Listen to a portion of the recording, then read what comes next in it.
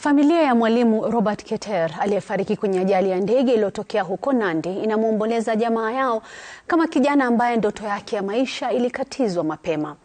Mwalimu Carlos, kama alivyofahamika na wengi, alikuwa ameandamana na mbunge Johana Ng'eno kwenye ziara yake ya Nandi wakati wa ajali hiyo. Mamake marehemu akisema walikuwa na malengo makubwa na mwanae alifariki akiwa na miaka 33. Crispin Otieno ana maelezo zaidi. Jumatatu asubuhi, eneo la Emurua Dikir, tulifunga safari kuelekea kijiji cha Chengina anakotoka Robert Keter aliyefahamika na wengi hapa kama Carlos. Kutokana na ubovu wa barabara, tuliamua kuchukua pikipiki hadi nyumbani kwao angalau kupata taswira kamili. Katika boma hili tunapata familia yake ikiwa imezama kwenye mawazo, wenyeji nao wakifika hapa kuwaliwaza. Mtoto wangu ameniacha. Mamake Carlos kwa machungu anatuelezea dakika za mwisho kabla Carlos kutoka nyumbani kuungana naye mbunge Johana Ng'eno. Hapa ndipo Carlos alifanyiwa maombi ya mwisho na familia yake kabla ya kuabiri ndege hiyo pamoja na Johana Ng'eno.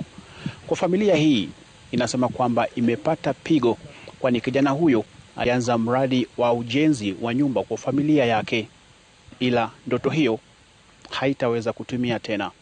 Alikuwa ameniambia anataka kujenga nyumba.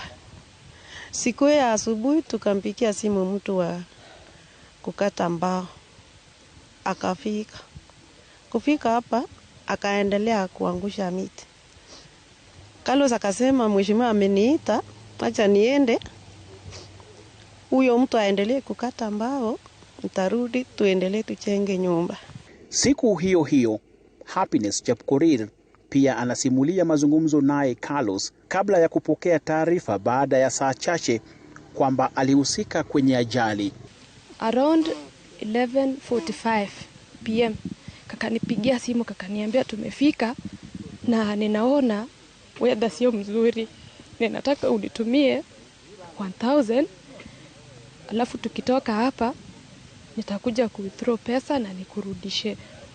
Kinachowasikitisha zaidi ni kwamba Carlos aliyehitimu kama mwalimu alikuwa tu ndio amepata barua ya kumwajiri kama mwalimu. Sasa hizo plans za Carlos alikuwa anataka kunijengea nyumba. Akasema kwa vile nimepata barua mama, hautakuwa na shida tena. Tulikuwa tunaongea naye maneno mingi ambayo hata siwezi kukumbuka sahi kwa sababu mimi niko na huzuni mingi.